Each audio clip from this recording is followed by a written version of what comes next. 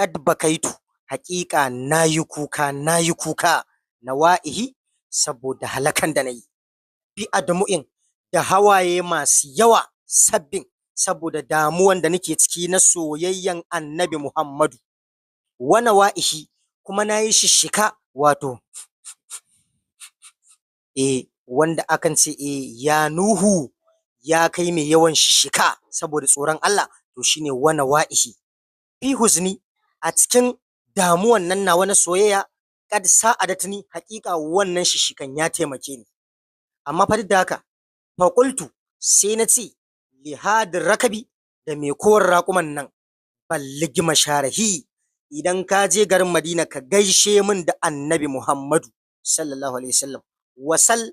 kuma ka roƙi ma sha duk abin da ka so, min adlu'i, na daga cutan haƙurƙurana, wa jawanihi, da sasannin jikina, wa min muhjati, da cutan da ke cikin zuciyana,